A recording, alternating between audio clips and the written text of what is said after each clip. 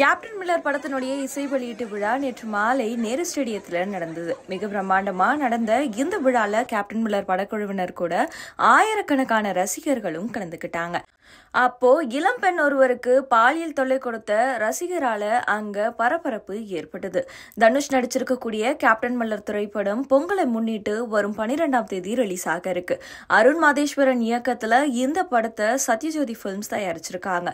இந்த நிலையில இந்த படத்தினுடைய இசை வெளியீட்டு விழா சென்னை நேரு ஸ்டேடியத்துல பிரம்மாண்டமா நடந்தது.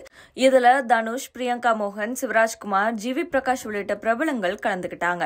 அதே போல கேப்டன் மில்லர் விழாவுக்கு ரசிகர்களும் ஆயிரக்கணக்கில் திரண்டு வந்திருந்தாங்க. விஜயகாந்துக்கு அஞ்சலி செலுத்தின பிறகு கேப்டன் மில்லர் இசை வெளியீட்டு விழா நிகழ்ச்சி தொடங்குச்சு. இந்த நிலையில ரசிகர்கள் கூட்டத்துல திடீர்னு பெரும் பரபரப்பு நிலவு இருந்தது. ரசிகர் ஒருவரை இளம்பெண் விரட்டி அடிச்சதோட அவரை தன்னுடைய கால்லையும் விழ வச்சிருக்காங்க. அதாவது கூட்டத்துல ரசிகர் ஒருவர் இளம்பெண்ணுக்கு பாலியல் தொல்லை கொடுத்ததா தெரிய வந்திருக்கு. இதனை அடுத்து அந்த ரசிகரை பிடித்த இளம்பெண் கால்ல விழுடா செருப்பு பிஞ்சிரும்னு விரட்ட அவரும் அந்த பெண்ணோடைய கால்ல விழுந்திருக்காரு.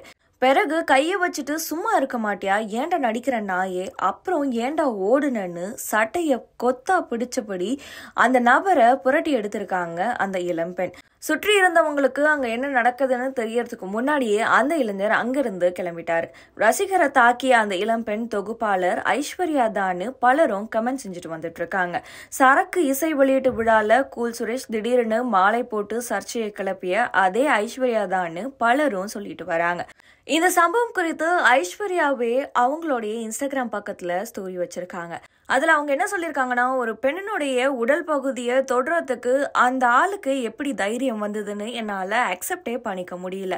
அப்படி பண்ண அந்த நபரை மன்னிப்பு கேட்கிற வரைக்கும் நான் விடவே இல்லை.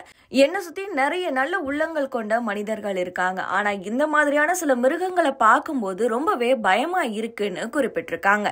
முன்னதா ஏஆர் ரஹ்மான் இசை நிகழ்ச்சியிலையும் பெண்களுக்கு பாலியல் தொல்லை கொடுத்த சம்பவம் கடும் சர்ச்சையாகி இருந்தது குறிப்பிடத்தக்கது.